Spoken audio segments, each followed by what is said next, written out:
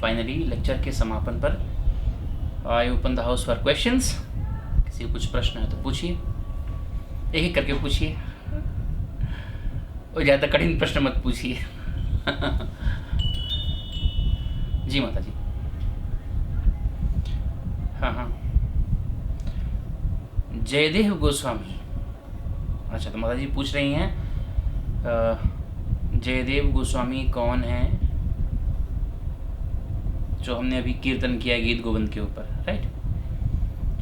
तो डिटेल में देखिए, तो जयदेव गोस्वामी की, श्री जयदेव गोस्वामी के बारे में अगर डिटेल में जानना है तो उसके लिए तो काफ़ी समय लगेगा। समय है। ठीक है, तो जयदेव गोस्वामी जो बेसिकली है, जैसे हमने अपने लेक्चर में अभी पढ़ा कि श्री जयदेव गोस्वामी हैं जिन्होंने गीत गोविंद की रचना की। जयदेव गोस्वामी कौन है? जिन्होंने गीत गोविंद की रचना की। गीत गोविंद के बारे में हमने जो है कि लास्ट लेक्चर में तो कीर्तन किया था, दशावतार स्तोत्रम। यस, तो वो जो है कि दशावतार स्रोत जो है वो गीत गोविंद से ही है। ठीक है, हाँ जी। जयदेव गोस्वामी उनके रचयिता हैं दशावतार स्रोत के। श्री जयदेव गोस्वामी का जन्म अराउंड 1170 के आसपास बताया जा रहा है, 1170। किंदुबिल्व क्षेत्र था, केंदोली शासन कहा जाता है, समवेयर इन उड़ीसा। तो वहाँ उनका जन्म बताया जा रहा है। कुछ लोग कहते हैं कि नहीं, वो जो है कि केंदोली विलेज बंगाल में भी है।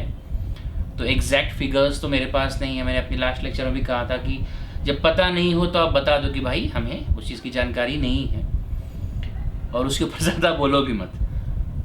तो आपने पूछा है तो जितना मुझे जानकारी है, क्योंकि हम भी कहाँ से जानकारी लेते हैं। फॉर एग्जांपल, किसी से आपने पूछा कि आपने इन्फॉर्मेशन कहाँ से ली है, तो इन्फॉर्मेशन हमने कहाँ से ली है? अपने सीनियर्स से ली है, अपने गुरु से ली है।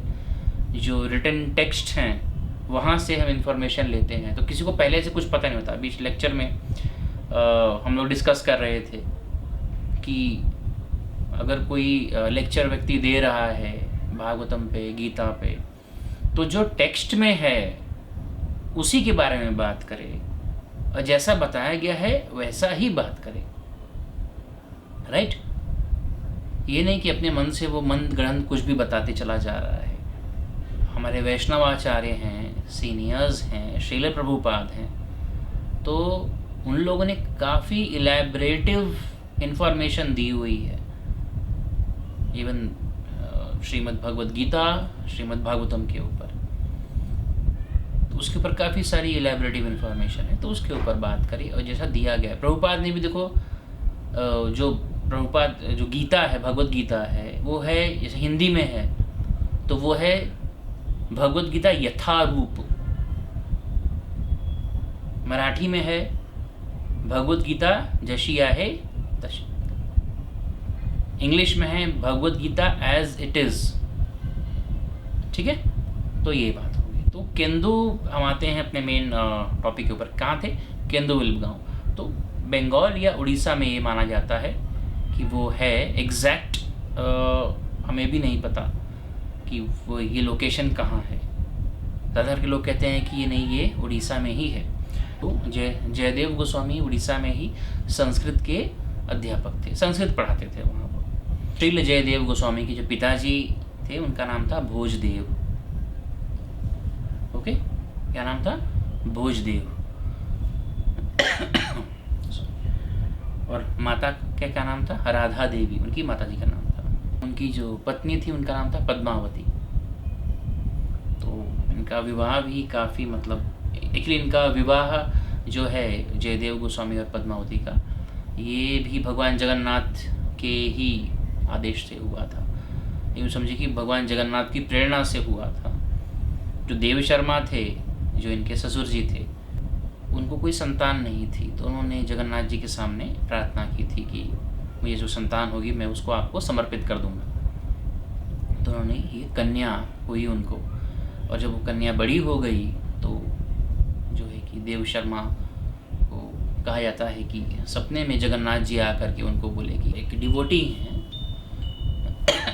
तो देव शर्मा को जगन्नाथ जी ने आकर के स्वप्ने में बताया कि आप अपनी पुत्री का विवाह मेरे एक भक्त हैं जयदेव गोस्वामी, उनके साथ कर दीजिए। तो जयदेव गोस्वामी तो एक अबैंडन प्लेस वन में ऐसा या किसी बगीचे में जा कर के वो ट्राई करते थे बैठ कर के अलग अलग पोएम्स और कुछ रचनाएं ऐसे लिखने के लिए भगवान की स्तुति में। तो अपनी कन्या को लेकर गए, कहे भाई मेरे पास आदेश है जगन्नाथ जी का, ये मेरी कन्या है, इसका नाम पद्मावती है और इनका विवाह मैं आपसे करना चाहता हूँ। जयदेव गोस्वामी की इच्छा बिल्कुल नहीं थी, बोले मैं भाई ब्रह्मचारी रहूँगा, मुझे विवाह नहीं करना है। लेकिन नहीं, उनको जो है कि जगन्नाथ जी के आदेश से उनका विवाह पद्मावती से हुआ। तो ये जो है कि ये उनके विवाह का प्रसंग। अब हम लोग आते हैं गीत गोविंद पर। तो गीत गोविंद में अराउंड 12 चैप्टर्स हैं, ठीक है। और प्रत्येक जो चैप्टर है वो हम कहते हैं उसको एक मल्टीपल प्रबंध कहा जाता है। तो उस मल्टीपल प्रबंध में डिवाइडेड है ये चैप्टर्स। और स्टार्ट में ही जो है कि लिखा गया है गीत गोविंद में जो दशावतार स्त्रोत है वो स्टार्ट में ही दिया गया है गीत गोविंद में। प्रलय पयोधि जले धृतवानसि वेदम विहित वहित्र चरित्र अखेदम केशवधृत मीन शरीर जय जगदीश हरे जय जगदीश हरे। तो ये स्टार्ट वर्स रहा है दशावतार स्त्रोत का। एंड देन भगवान के मल्टीपल जो अवतार रहे हैं, 10 अवतार, उनको डिस्क्राइब किया गया है, बहुत ही ब्यूटीफुली डिस्क्राइब किया गया है। इवन जो हम नरसिम्हा आरती गाते हैं, तब कर कमल भरे नखाम अद्भुत श्रृंगार दलिता हिरण्यकशिपु तनुभृंगा केशवधृता नरहरि रूपा जय जगदीश हरे जय जगदीश हरे। ये आता है दशावतार स्त्रोत से। ये 4th वर्स है दशावतार स्त्रोत का, ये 4th वर्स है। तो नरसिंह आरती में ये जो फ्रेज है, ये जो पैराग्राफ है, दशावतार स्त्रोत से लिया गया है। देन दशावतार स्त्रोत जगन्नाथ जी को बहुत ज़्यादा प्रिय था। तो उसके तो अलग अलग किस्से, जब टाइम रहेगा तो आपको मैं एक एक किस्सा डिटेल में आगे एक्सप्लेन कर सकता हूँ। उसके बहुत सारे किस्से हैं, बहुत सारी स्टोरीज़ हैं, उस लोगों के अपने अनुभव हैं उसके अंदर, जो हम आगे आने वाले लेक्चर्स में डिस्कस कर सकते हैं। और हाँ, दशावतार स्त्रोत में 10 अवतारों के बारे में डिस्क्राइब किया गया है श्री जयदेव गोस्वामी ने, लेकिन उसमें कृष्ण इंक्लूडेड नहीं है इन 10 अवतारों में, क्योंकि एज पर श्री जयदेव गोस्वामी कृष्ण जो हैं इन 10 अवतारों के स्रोत हैं, सोर्स हैं। ये 10 अवतार कृष्ण से आए हैं, इसलिए कृष्ण इन 10 अवतारों का हिस्सा नहीं है। तो ये भी एक चीज का ध्यान रखना होगा हम लोगों को।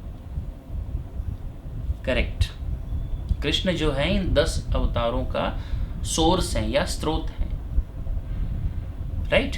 तो इसलिए इसमें कृष्ण इंक्लूडेड नहीं है, ठीक है। दशावतार स्त्रोत जो है कि गीत गोविंद कहाँ लिखा गया है, तो पुरी में लिखा है, जगन्नाथपुरी में गीत गोविंद की रचना की गई थी। गीत गोविंद क्या डिपिक्ट करता है? एक माधुरी प्रेम किसके बीच में? राधा और कृष्ण के बीच में। तो एक वेरी फेमस जो वर्स है वो लिखा गया था, स्मरगरार खंडरम मम शिरसि मंडरम देही पद पल्लवम उदारम श्री राधे। कैसे लिखा गया था कि हाँ, जो लास्ट टाइम जो हम लोग डिसाइड कर रहे थे जब आप लोगों ने पूछा था I think last question answer session में आप लोगों ने पूछा था माधुर्य प्रेम कैसे एक्सप्लेन कर सकते हैं, तो उसमें हमने इस वर्स को आपको बताया, किसको किसको याद होगा। तो ये कैसे लिखा गया था मैंने आपसे लास्ट टाइम कहा था, कभी मौका मिलेगा तो बताऊंगा। तो ये जो वर्स है, जयदेव गोस्वामी अपने कुटी में बैठ कर के गीत गोविंद के काम कर रहे थे, उसको लिख रहे थे। उनके मन में ये भाव आया कि जो भगवान कृष्ण है वो राधा रानी की चरण सेवा कर रहे हैं। तो उन्होंने कहा ऐसे कैसे हो सकता है, वो राधा रानी की चरण सेवा कैसे कर सकते हैं, तो वो उनके चरणों को छुएंगे कैसे, ये तो पॉसिबल नहीं है। तो फिर वो उठ के चले गए बाहर, अपनी पत्नी पद्मावती देवी से कहा कि मैं गायत्री करके आता हूँ, थोड़ा बाहर जाके आता हूँ, मैं थोड़ा सा फ्रेश एयर ले करके आता हूँ। और उठ के बाहर चले गए। जगन्नाथ जी को ध्यान में आया कि यार ये तो मतलब इन्होंने लिखा ही नहीं, तो क्या करूँगा मैं फिर। तो फिर ये बहुत ही इम्पोर्टेंट वर्स है, ये इनके मन में तो आया है मेरी प्रेरणा से, लेकिन मैंने लिखा नहीं है उन्होंने, तो फिर तो दिक्कत हो जाएगी।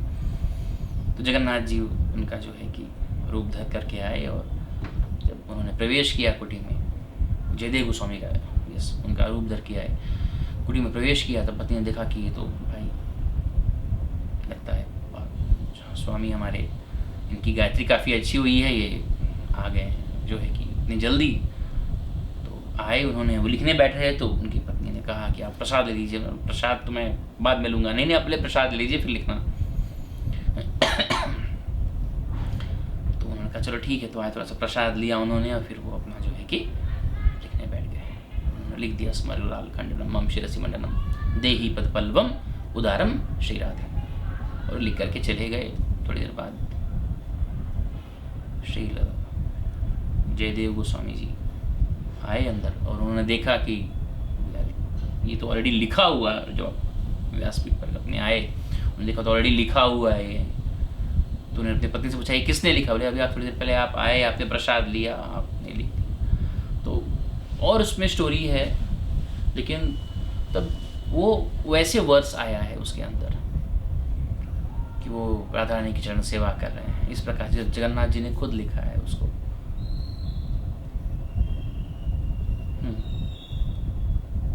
ठीक है, और काफ़ी सारी डिटेलिंग्स है। एक क्वेश्चन फिर हम लोग और बाकी क्वेश्चंस भी ले सकते हैं।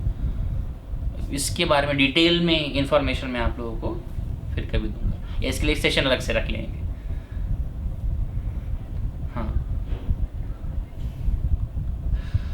हाँ, ओके। तो प्रभु जी का प्रश्न है कि श्रील जो है कि जयदेव गोस्वामी, श्रील जयदेव गोस्वामी क्यों कहते हैं? Correct, okay. श्रील वर्ड अर्थ क्या होता है? श्रील, राइट। और गोस्वामी का अर्थ क्या होता है? अच्छा देखिए, इसके बहुत सारे अर्थ होते हैं। एक तो श्रील जो है, श्रील जो शब्द है, ये आप किसी को एक प्रकार का सम्मान देने के लिए उसको श्रील शब्द इस्तेमाल करते हैं। तो श्रील वो शब्द है, आप किसी को सम्मान देते हैं तो श्रील वो शब्द वहाँ लगाते हैं। अपार्ट फ्रॉम दिस, अगर आपको और डीप मीनिंग भी जानना है इसका, तो इसका अर्थ हुआ जो श्री जी की लीला का हिस्सा है। श्रील जो श्री जी की, राधा रानी की।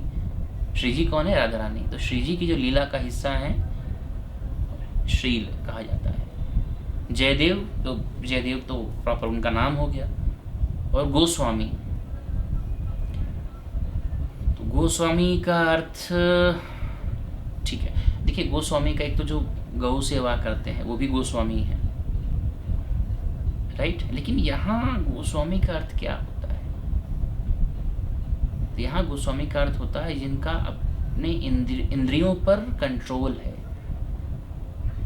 जो उसके स्वामी हैं। यूजुअली एक नॉर्मल ह्यूमन बीइंग के लिए, एक व्यक्ति के लिए गोस्वामी का आप नहीं लगाते हो, क्योंकि उसका अपनी इंद्रियों पर कोई कंट्रोल नहीं होता। काम, क्रोध, लोभ, मोह, कोई कंट्रोल नहीं होता है उसका। मन पर, वाणी पर, कुछ भी कहीं भी बोल देता है, उसका कंट्रोल नहीं होता है। लेकिन जिस व्यक्ति का अपने इंद्रियों पर कंट्रोल होता है उसे गोस्वामी कहते हैं। तो वो का स्वामी, जो अपनी इंद्रियों का स्वामी। यूजुअली क्या होता है, होना भी वैसा ही चाहिए कि हमें अपनी इंद्रियों का स्वामी होना चाहिए। हम अपनी इंद्रियों के स्वामी हैं क्या?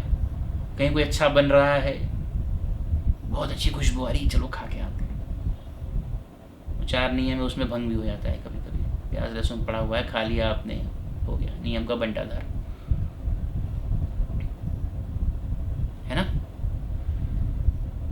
तो खाने पीने में, क्रोध में, काम में, लोभ में, तो इन पर जो काबू पा लेता है उसे गोस्वामी कहते हैं। उसका स्वामी है वो उसके स्वामी नहीं है। मन में जो विकार आते हैं वो हमारा स्वामी बन जाता है, हम उसके स्वामी नहीं बनते। तो उसका अर्थ होता है गोस्वामी, उसे कहते हैं।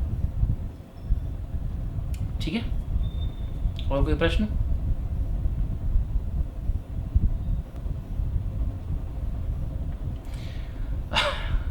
तो प्रभु जी की मोटा मोटी आपको यह पूछना है कि कृष्ण, हाँ,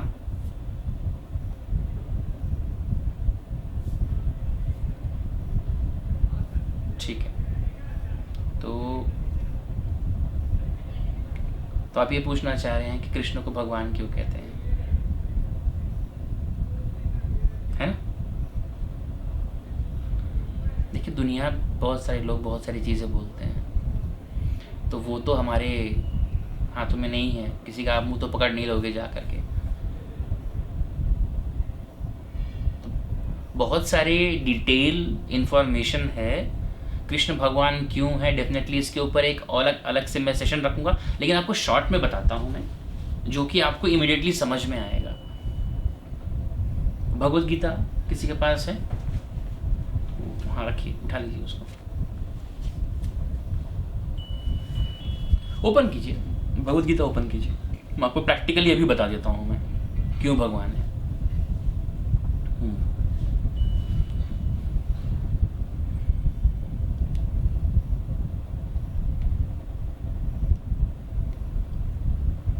उसमें कितने लोगों का मतलब आप देख सकते हो। जो कन्वर्सेशन है वो स्टार्टिंग में किसका किसका है? ओके, धृतराष्ट्र उवाच। धृतराष्ट्र उवाच का मतलब क्या होता है? अच्छा, वो पर्सन वो चीज़ बोल रहा है। उसके बाद संजय, ठीक है, संजय के बारे में बताया। तो संजय बोल रहे हैं, संजय उवाच, करेक्ट। और अर्जुन उवाच, आगे और देखिए, फास्ट चेक कीजिए उसके अंदर। श्री भगवान उवाच लिखा है वहां क्या? कृष्ण उवाच। हम सब जानते हैं ना, इतना तो सबको समझ में आता है कृष्ण है, और वो बोल रहे हैं। श्रीमद् भगवत गीता क्या है? भगवान कृष्ण की वाणी है, तो वो बोल रहे हैं। लेकिन उसमें लिखा है क्या कहीं भी भगवत गीता में कृष्ण उवाच? क्या लिखा है? श्री भगवान उवाच। तो ये श्री भगवान कौन है? कृष्ण। इतना ही बता दीजिए। आगे उसके बाद डिटेल में क्लास अलग से ले लेंगे उसके लिए, ठीक है। ये टॉपिक्स आप लोग कोई एक जन लिख करके रखिए। जैसे गीत गोविंद के बारे में आपको डिटेल इन्फॉर्मेशन, तो उसके ऊपर अलग से क्लास ले ली जाएगी। भगवान कृष्ण, ऑब्वियस सी बात है, बहुत सारे लोग पूछते हैं कि उनको ही क्यों आप भगवान बोलते हो। भगवत गीता स्वयं उनको कहती है श्री भगवान उवाच, ठीक है।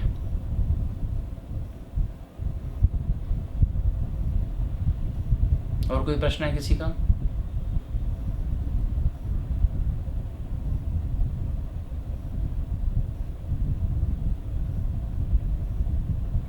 ओके जी, हरे कृष्ण।